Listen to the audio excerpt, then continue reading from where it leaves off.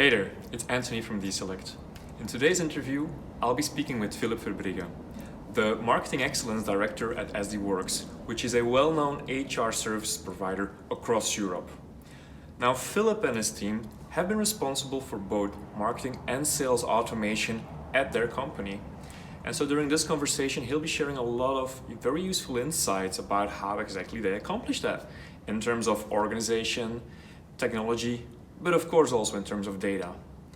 Now, before we start the video, make sure you subscribe to our channel. In fact, do that right now. Put the video on pause and make sure you click subscribe.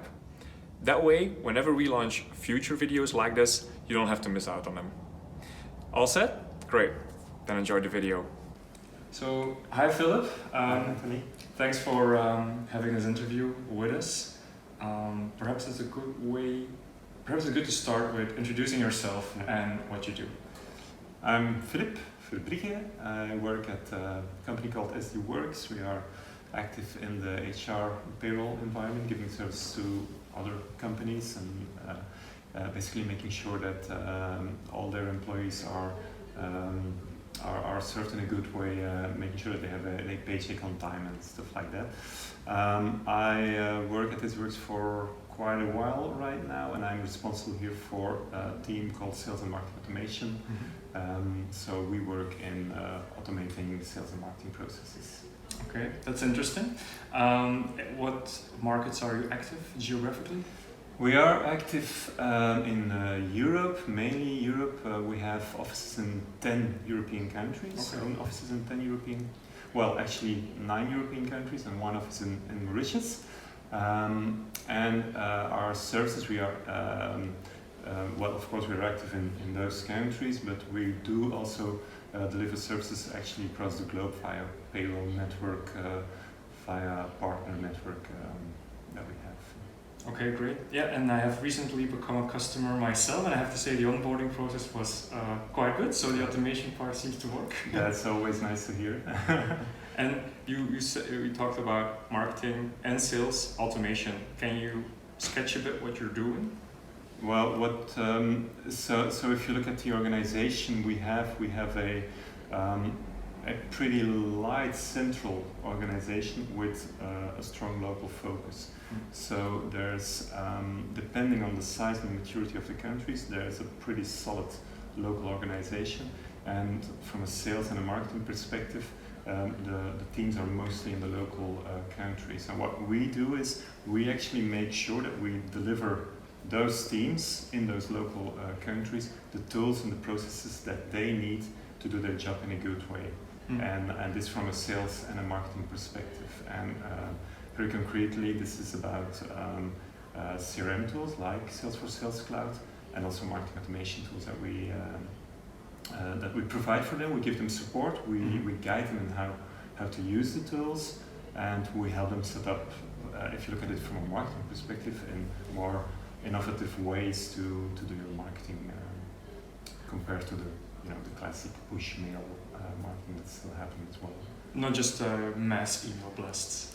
We still do that, but the world has really changed, and the environments that we still do that. Sometimes it's necessary to do it, but we actually this is something that me personally I think is important. You don't want to be the marketeer coming in with a message at a moment that it's totally not relevant for the person on the other side. The message has to be timely. Yeah, you need to make sure that what you are offering, and it's not wrong to offer something to somebody, but it has to connect with a need that should be there already with that person, or he should be, attracted to, hey, this might be interesting for me, and then you can start a conversation. And this is something that with mass mailing or cold calling or whatever, you can never do. And a long time ago, I read an article called "Marketing You Won't Hate," and that has been kind of my my goal. Your guideline. Yeah, my guideline to deliver marketing that people that are touched by it, that they won't hate, and to drive it a bit more positive, that they even like. They say, well, this comes at a time that I need this message, and you can help me, guys, and then there's a win-win. Yeah. So there's no instant unsubscribe, for instance. Stuff like that. I feel like the whole GDPR regulation. A lot of people are like, oh no, GDPR, but I think it's just logical that would protect the data from the people that we try to reach, and that we do that in an ethical way. I think it's quite logical. Exactly, GDPR is almost the cement of best practices that should have been in place for a long time anyway. Yeah, I do have some discussions with guys from the team and also partners that we work with on certain aspects of GDPR. Maybe it's going to be too far sometimes. Like we have interesting discussions on Facebook pixels and stuff like that. Okay. But generally, the idea on coming in with a message that connects with a need is something that I want to fulfill. And I think GDPR kind of has that idea behind it. Of course, there's a whole idea on protecting your data, and which is, of course, good. But that idea on making sure that you don't push something that people actually don't want to buy, of course, that's something that's quite central in my view. Do you have some concrete examples for viewers of how you do this very connected message, this very timely message, do marketing that people won't hate? Yeah. Well, it always starts with knowing your target group. That's key factor number one, and that's why data is so important.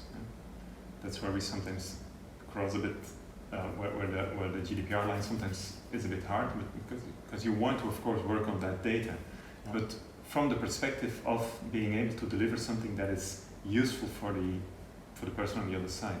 So it always starts with knowing your target group, knowing what are the needs of the target group, what are the problems that they have day in, day out, that they struggle with. And if you know that, then you can start hopefully aligning your proposition on those needs. If you second basic principle is, of course, having a good product. But if you have a good product, and we do have good products, multiple good products, you can align them with the needs of your customer, of your prospect. Then you won't bring messages that they will hate. You will just give answers to needs that they have every day to achieve also good results in their own job and reaching their own targets. And that's where they align with each other. If you come in with messages that are totally not suited for that person in that function, or for that company, because it's like a total mismatch on what they need, then you are pushing stuff that they are not interested in. It will never work. And you mentioned technology. What technology are you using? For marketing, we are using Salesforce marketing. So Salesforce Pardot, the B2B marketing solution from Salesforce, which is more and more incorporated into the Sales Cloud, which I think is a good thing, because it's actually one solution, and that was one of the reasons that we went for Pardot, because I think we went live with it September 2017, and at that time, strangely maybe, but Pardot wasn't the most integrated tool with Salesforce Sales Cloud. There were other tools like Eloqua or Marketo, I don't know, that pitched themselves as being 100% integrated with Salesforce Sales Cloud. Really? And they were even right at that time that they were better integrated with Salesforce Sales Cloud. But we chose for a bit of a future-proof choice. We were quite convinced that Salesforce would work on that integration, and that's what they did.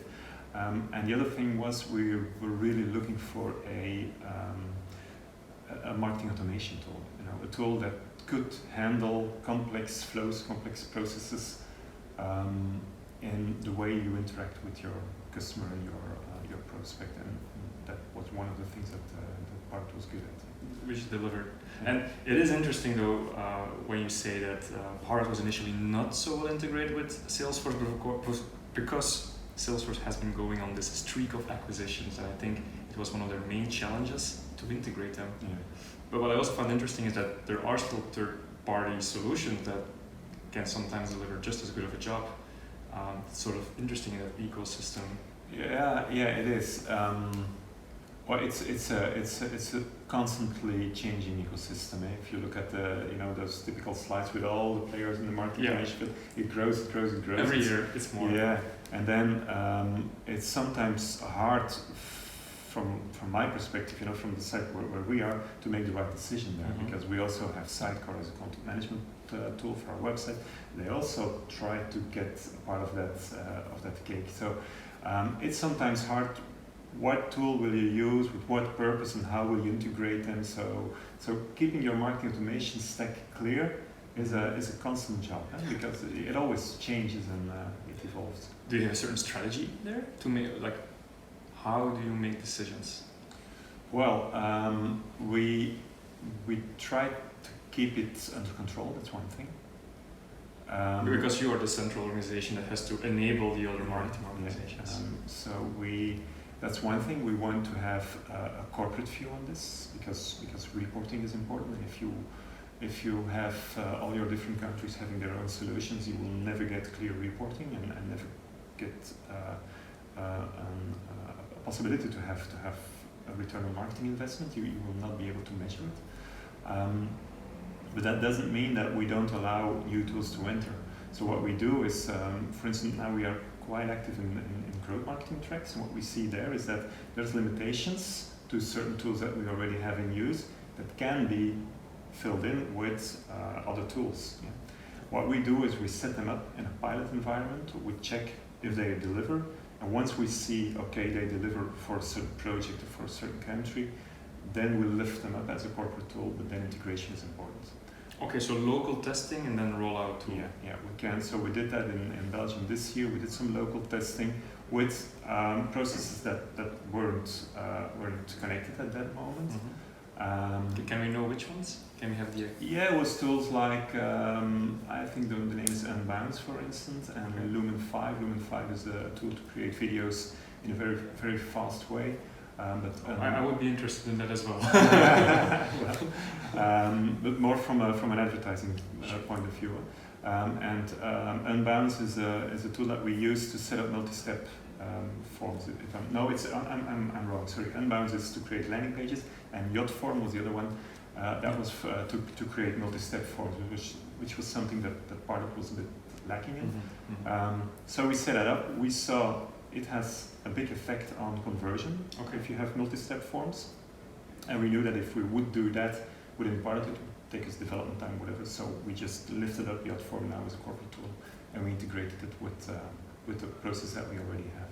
But these are decisions that we don't go light over them.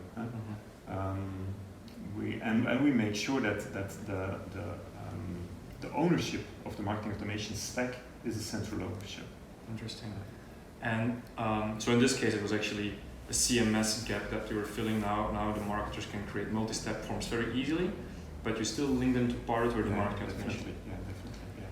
Because that's the whole point. If your process stuck's there, then you won't get them through to your lead channel and to your opportunity channel. And that was actually the other main reason why we picked up Pardot as our marketing automation tool, was that it's a Salesforce product, because we wanted the salespeople and the marketing people to work in the same environment.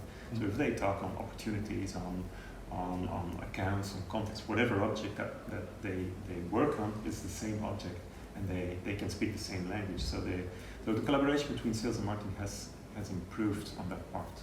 So you've actually managed to break the silos. I wouldn't say that, but it has improved. It has improved. Yeah. I'm curious, what is your favorite and least favorite aspect of marketing automation in Pardot? You can even like a feature if you want to go to that detail. I'm not the person using Pardot day in day out, so I can't say if it's a user-friendly tool or. What I said, the integration with Salesforce is important.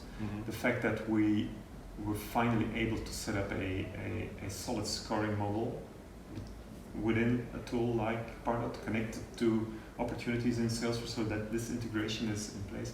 That's the reason why I supported and sponsored the way that we should go for Pardot as a tool, and the fact that Salesforce is a pretty solid company, having a quite future-proof roadmap.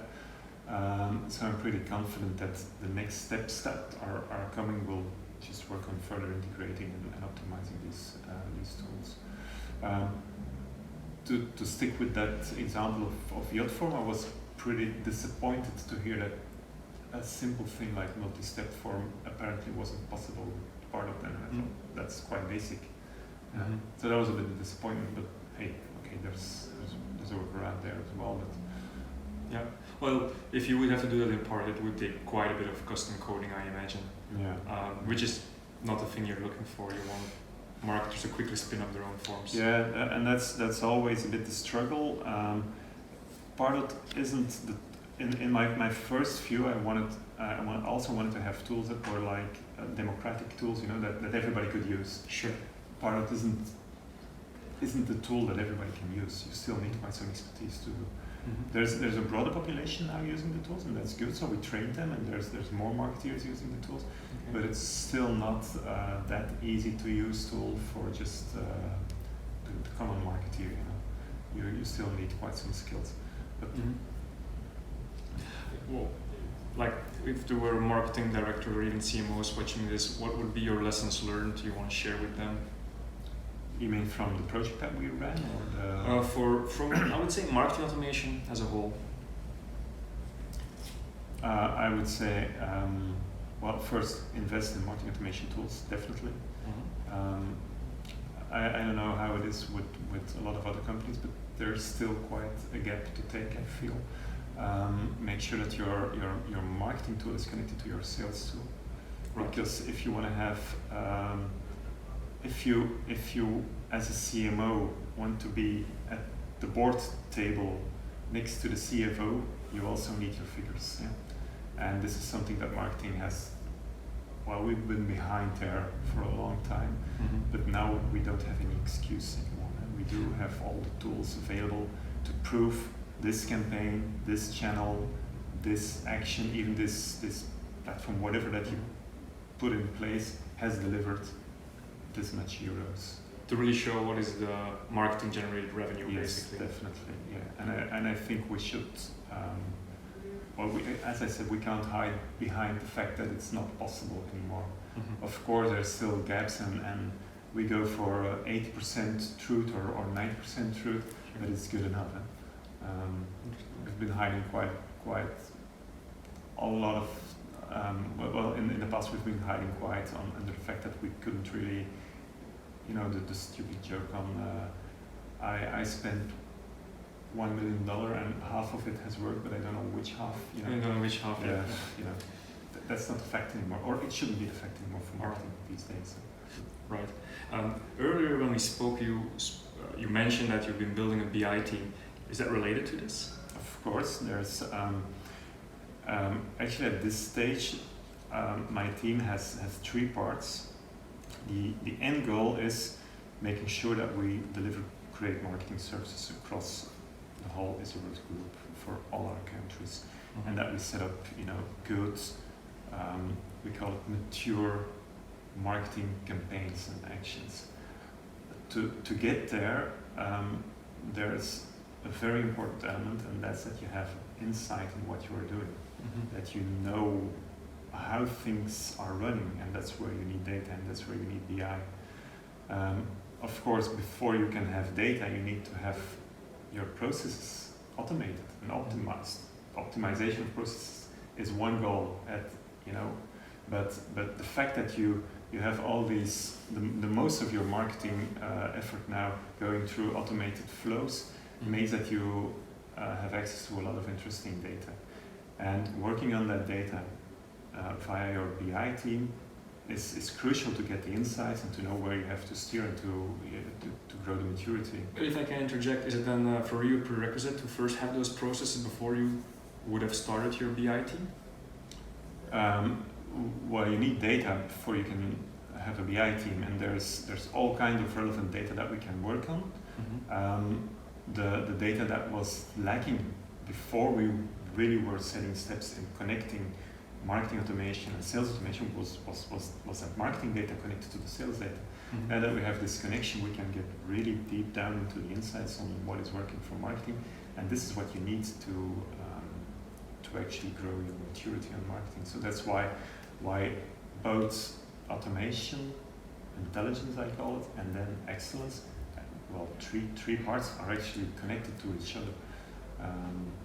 And a BI team is pretty important, not only from a marketing point of view, because we also work on sales and on finance figures and on all kind of BI, but a BI team is of course crucial. And having your data strategy correct, that's actually the first thing that you have to do. Is there also a segmentation strategy linked to that at SD Worx? We have segmentation strategies. But what do you mean by getting insights out of the data? Or do you have, for instance, predefined segments? I guess there's also a focus on certain segments in the market itself. Mm-hmm. So I'm looking there for how you do it, how you approach it.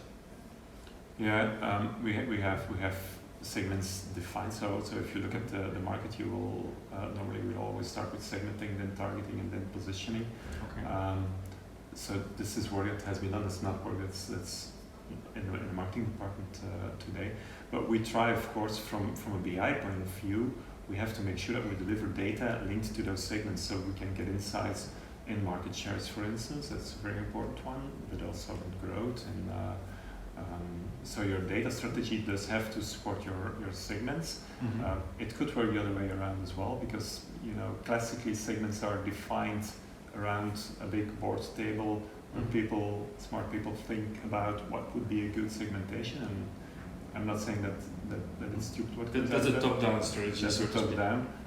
But today you could work more on getting insights out of your data and see, well, there's a logical connection between this person and this person. Maybe they are a segment. If we put it together, if we see a lot of connection there. Is that something that you've actually done? We've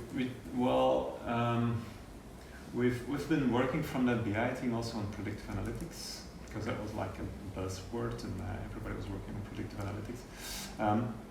But what we did was we took the whole marketing chain, actually the sales and marketing chain, and we looked at the different steps, and we thought, what kind of data would be useful for us in making better decisions in one of those steps? Segmentation is one of those steps. Yeah. Mm-hmm.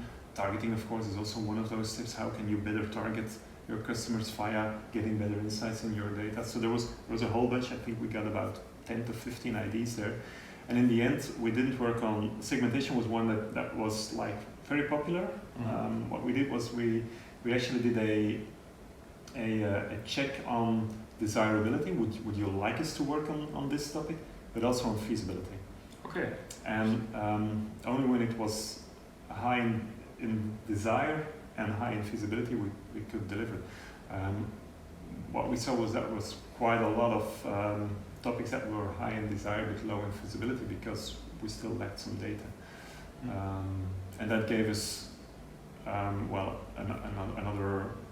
another view on where do you put your data effort in, because right. But in the end, what we did work with was on trying to predict customer satisfaction, which is also very interesting, because customer satisfaction is a very important topic for all companies today, also for SD Worx. And we tried to create a model in which we could predict whether a customer, if we would ask him, would be happy with our services or not. Okay, interesting. Yeah. Because the fact with classic customer satisfaction surveys is that you can ask 100% of your population, how happy are you with the services of SD Worx?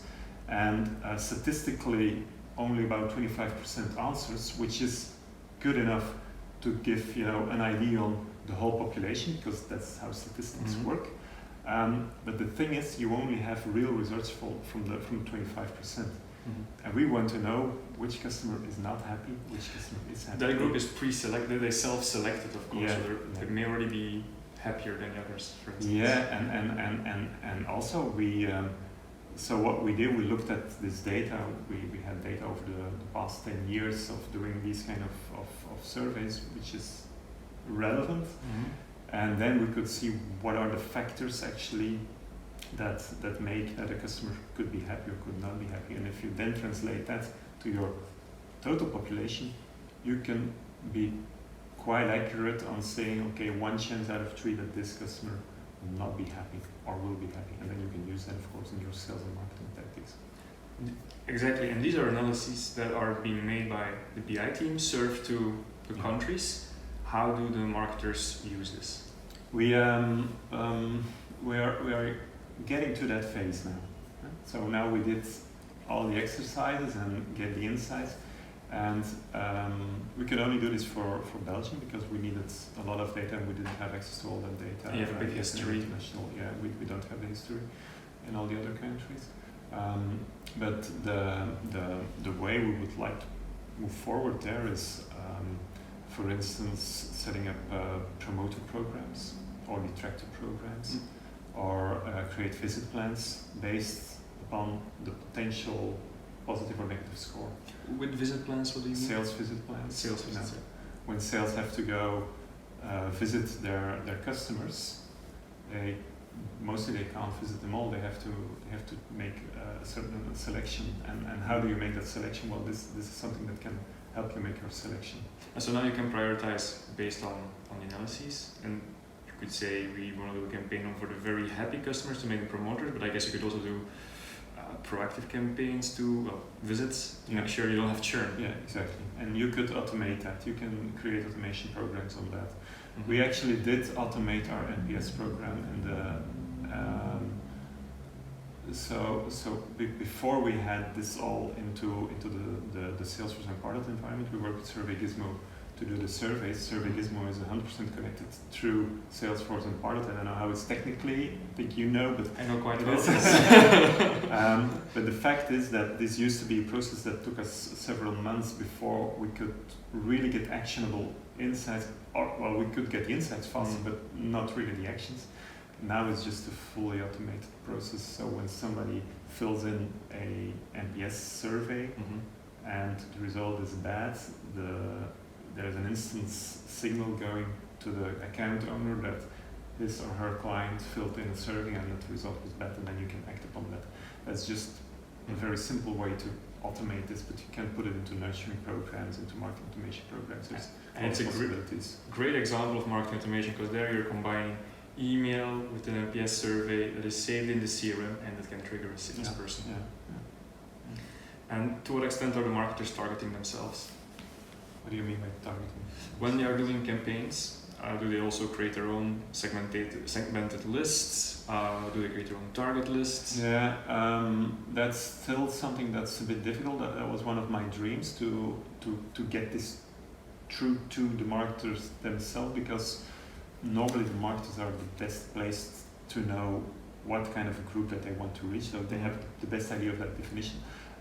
But the reality is that the data still is a bit too complex to hand this all over to every local marketer to do his own selections. So this is still something that is, there's some data specialists depending on the size of the country in every country, and they do that for their specific country, or it's still something that we deliver from our central BI team. So the obstacle is still data, but in this case, how complex the data is. Yeah, and you have to know what's the impact of selecting or not selecting a certain field. And if you don't really know so the data model is quite large and quite complex, and there's different ways to do certain selections with different outcomes, and you have to know what you're talking about. And that might impact your result too much. So that's why there's still specialists needed to do that. Sometimes there's different ways to come to a somewhat similar selection. Like you could select on a field called product category, but perhaps you also have a list of purchases from the past that have this information. That's the kind of examples. Yeah. So you have to make good decisions there. Huh? And yeah, it's still I also think it's a métier, you know, it's something that a real profession. Yeah, and so people really good at that are also much faster at it. Is there then? Okay, there's two things I want to ask then. And on the one hand, what do you think are ways to put the data more in the hands of the marketers? But on the other hand, do you think that there should always be a technical marketer or a more data savvy person in the team? Definitely. But I think the answer is yes on both questions. I think you want the data nerds or the data scientists or whatever, you want them in your team, and you want them as close as possible. Right. But you want them to do smart jobs. I mean, data selection isn't the smartest job. Maybe I'm putting this wrong, but the smart part about data selection is defining your target group, and that's what a marketeer has to do, or what a communication specialist or something like that has to do. That's not really the job of the data scientist. Of course, he can challenge because he knows the data very good, and there's a way of working together there. But the real smart work for a data scientist is, or a data nerd or whatever you call it, is getting into the data, is making analysis, is doing predictive work, is stuff like that, because there's so much into that data that we are not getting out, that you don't want these guys to waste their time on making selections. You want them to get working on the data. Yeah, rather than filtering data, you want them to do statistical analyses and so on. Yeah, and get insights out of the data, for instance, on segmentation, or that we didn't know that were there. These kinds of insights, I'm still convinced that's a shift that BI teams will have to go through more, is getting more time to work on getting insights, and the pure selection and working on maintenance of data, which is very important. Data quality, because it all starts with qualitative data, but there's a difference there in what somebody has to do and what kind of profiles you want to work on that. So Philip, at the start of the interview, you also mentioned that you've been at SD Worx for a while. You've done this big marketing automation project. What do you think is the next big thing at SD Worx? Okay, from a marketing perspective,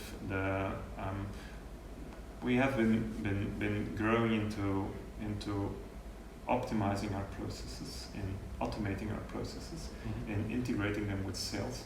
Now we really have to, get back everything that we put in there, and that's the next thing that we have to do.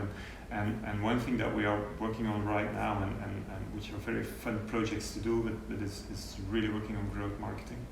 Okay. And the fact that a marketeer today is more and more somebody that can work on data, and that can talk from the data and get insights from the data, means that you can really work on getting the figures right, on going for, okay, so you want to grow with this figure, this means that we will have to deliver this many opportunities because we do have insight in the data. We know what the time to sell is, we know what an average lead size is. We have all these figures that will give us these insights, so a marketer can be at the table much more now, really getting into the conversation of, okay, how we will drive this target that you have, or this growth that you have, and growth marketing or growth hacking, or these kind of stuff. This is really something that we are moving into right now, and really thinking on, okay, what do we have to do to make sure that you will achieve your growth target, and this based upon data that we have that's just there, and that we can really prove that this will work, because if we put A and B together, we will see that it will work. It's like a marketer can almost say to his sales, I'm going to deliver you this many leads worth X amount of revenue. Yeah, and I think marketing should be, surely in a B2B context, it's still a bit new maybe, but we really should go along with this sales stream and have the same targets and just go for it. It's very useful stuff. I'm sure it's been useful for our viewers as well. Last question, is there a topic that you wanted to discuss about marketing automation? Well, I did have a question for you, Anthony. If you look at, I talked about marketing you won't hate, and actually this is also about meaningful marketing. If you put it in a more positive phrase, it's meaningful marketing. How can you as a marketeer have a meaningful job, but also impact on society and a positive impact? So what I wanted to ask you was, if you look at all the tactics that we have in hands as a marketeer and all the possibilities that we have, what would be like the ultimate marketing automation flow that you would like to set up? Yeah, that's a very big question, Philip. I think marketing automation is a great technology, and like any technology, it can be used for bad, which is the marketing we hate, or for good, which can be more than just selling products we love, but also helping people in an even more significant way. There's different takes I think we can take of it. It all comes back to what are the societal issues. I think there's, for instance, a huge potential in healthcare and the life sciences in general that is not being used yet. It also has to do with GDPR, of course, but it's very sensitive. But one topic that is also quite close to my heart is, in fact, immigration. Because, you know, in the last years, last century, we've had several wars, and there's been massive immigration flows, and we're in the heart of Europe, so we see a lot of that. Very close to where I work, we have people in our company who are even from out Europe, and they're great people, and I think that probably we can do something there to help people integrate into one society, to collaborate, but also respect different opinions, different backgrounds, religions even. And I think that there's some untapped potential, I'm sure. And perhaps this is something for governments. For sure, it's also for NGOs. I think there are actually NGOs working with Salesforce, of course, and I think they can stand a lot to use marketing automation. It will help their own operations, but most importantly, I think it could make a very big difference on the lives of the people they want to help. That's nice. That's okay. Cool. Okay. Well, I really want to thank you for your time, and well, good luck with the next steps at SD Worx. Thanks a lot. Thanks a lot. Anthony. Hey there, it's Anthony again. I hope you enjoyed this video. If you did, make sure to subscribe to our channel. That way, whenever we put new videos online, you'll be notified automatically. Thank you and have a great day.